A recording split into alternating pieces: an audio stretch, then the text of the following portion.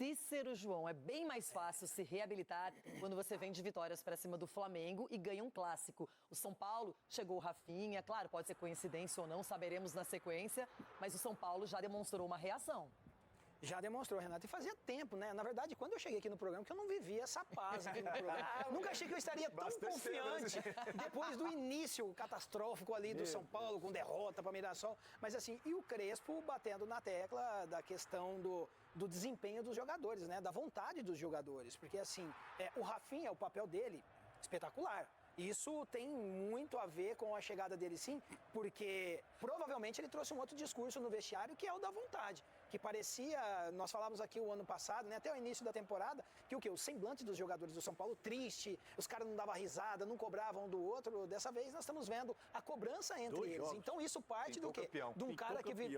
Pintou campeão, então. 2 jogos. Rapaz, não começa a dar corda pro tricolor, não. Uai, se você ganha do todo-poderoso Flamengo, você não pode sonhar com um título? Obrigado, O Corinthians, com todas a catástrofe dele lá, conseguiu ganhar um título, porque o São Paulo não pode. Então, assim, o São Paulo tá vivendo um momento de paz. E o Santos que se cuide nesse momento. Não achei que eu iria falar isso, não, mas Santos... O Santos que se cuide. Jogando em casa, assim, ó, na Vila Belmiro. Pô, se você tá confiando, imagine eu. Pô, não, mas que já mandei duas tacas. Ô, Edu, na sua opinião, Neymar estará disponível para enfrentar o São Paulo neste clássico do Brasileiro? Renata, eu acredito que sim. Eu acredito até não para começar jogando, mas de repente no banco de reserva ali para ele entrar alguns minutos. Porque o Santos... Dependendo da necessidade. O Santos precisa muito do Neymar. Infelizmente, não colocar sempre nas costas do Neymar. O Santos não pode depender só de um jogador ou dois, com o Brasão às vezes lá atrás. Então, assim, o que eu vejo hoje do Santos é a questão dos jogadores, Renata. Falta atitude, falta físico, falta tática.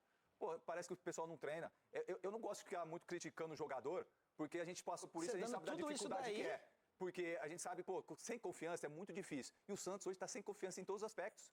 Não só dentro de campo, mas fora de campo também. Tá aí o Neymar já treinando com o grupo, que é uma excelente notícia pra torcida. Se ele jogar é outra história, Cicinho. Entendeu? O Santos tá sem tudo e eu não posso falar que o São Paulo é favorito. O que a gente fala, Cicinho, em 6 jogos o Santos não venceu.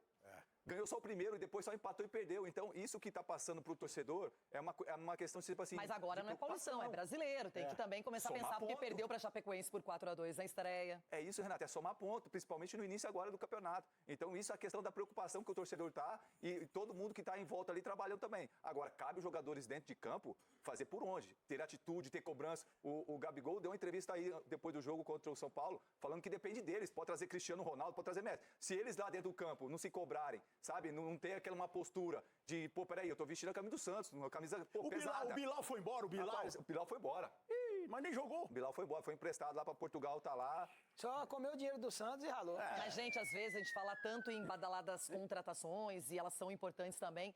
Mas olha como chegou quietinho e já conquistou um espaço no São Paulo, Danielzinho. Que volante que é ao lado do Marcos Antônio. Como eles se entendem, ainda tem o Bobadilla, mas os dois, especialmente, deram outra consistência para a defesa e também para a saída de bola, armação de jogadas do São Paulo, Cicinho. E mesmo nos momentos de dificuldade do São Paulo, nesse início de temporada, ele era o jogador que estava sobressaindo, né? Os gols estavam saindo no pé dele de bola parada. E ele dá essa cadência no meio de campo, né? Dá essa segurança para o sistema defensivo. Então, quando o Danielzinho está em campo, o time do São Paulo funciona legal, porque ele também consegue chegar com qualidade no ataque. E tem feito gol, fez gol contra o Flamengo, gol decisivo. Então, assim, uma grande contratação e também está chegando um grande lateral direito aí Nossa, do Mirassol, tudo grande hein? lá, tudo Então, o Anselmo Ramon fez um ótimo campeonato. Então, o São Paulo se reforçando. Lucas Ramon, falei Anselmo. Lucas Ramon. Em posições na qual, assim, não tem cadeira cativa. E é um grande jogador e vem para compor esse elenco do São Paulo. E o São Paulo estava batalhando nos bastidores para liberá-lo mais cedo também, porque o Mirassol estava fazendo um jogo duro, apesar de ter afastado já o jogador. Aí vai uma crítica para a diretoria do Santos também. Por que o São Paulo está contratando esses jogadores do interior aí de time bom? Por que o Santos não?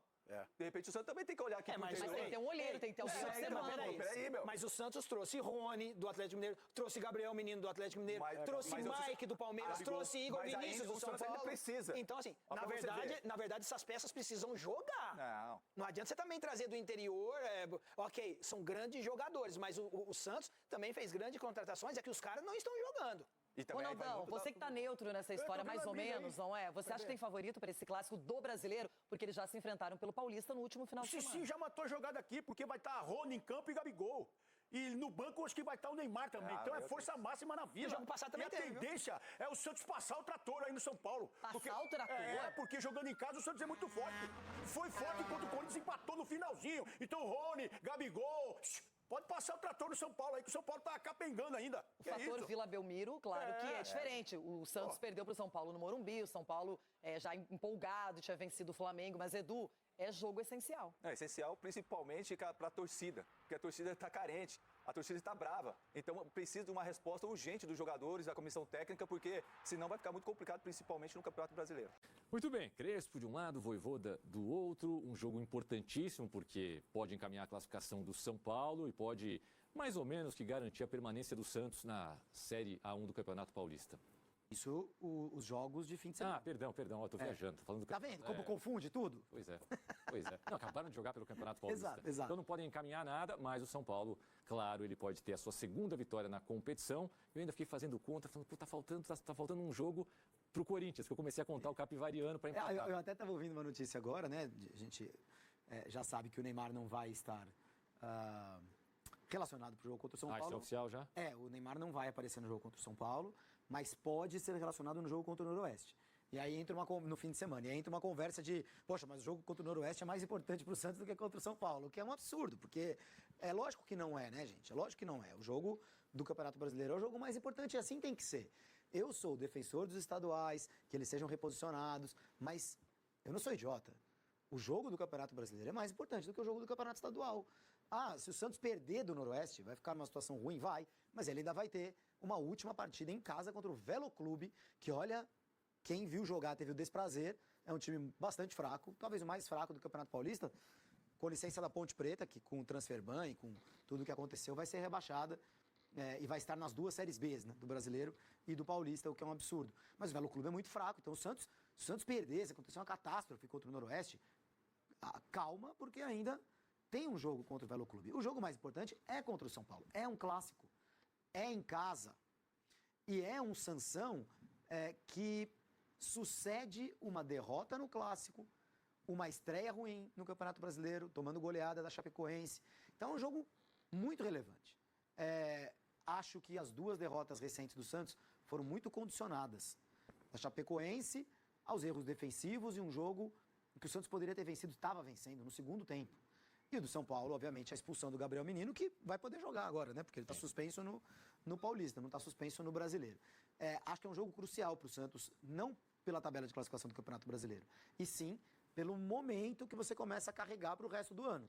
A gente sabe que não tivemos técnicos demitidos nos estaduais antes dos brasileiros, porque não deu tempo. Sim. Né? Porque se der tempo, eles serão demitidos. Então, é muito importante para o Santos entrar nos eixos.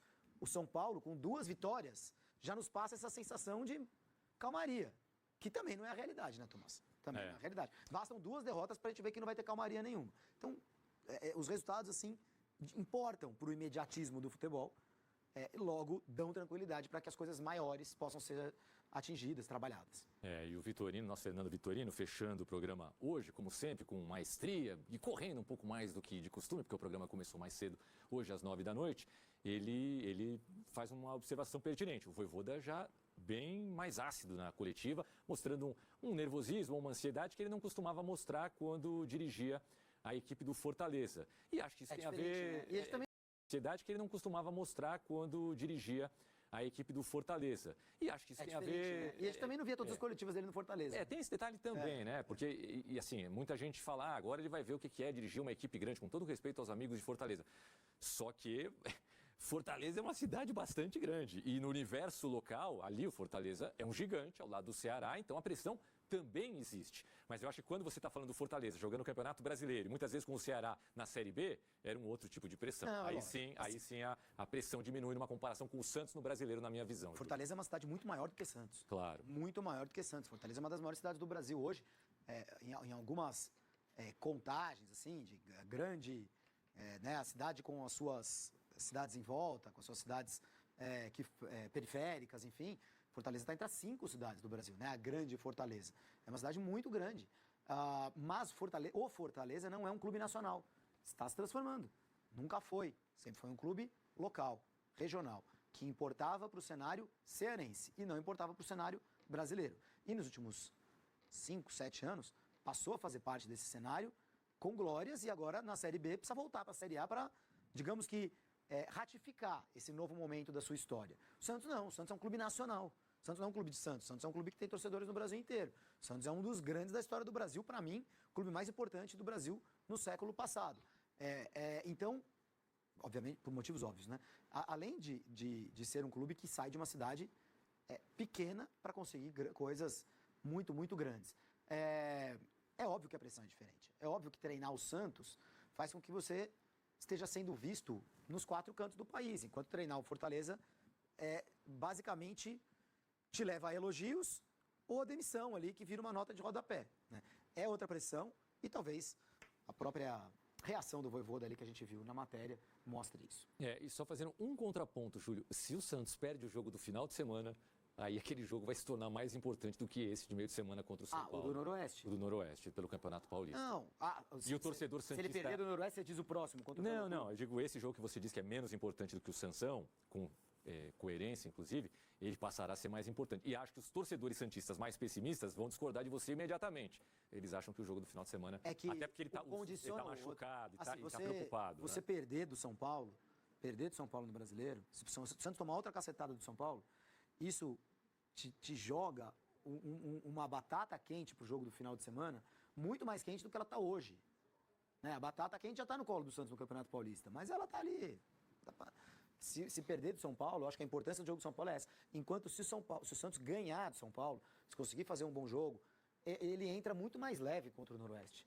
Mas a pontuação no campeonato é igual. A pontuação no campeonato é igual, mas o momento psicológico é outro. Bom, vamos fechar então esse jogo trazendo as prováveis escalações de Santos e São Paulo. Porque se o Santos ganhar as duas, é bem capaz que ele se classifique no Paulista, viu, Tomás? Não, claro, sem dúvida, sem dúvida.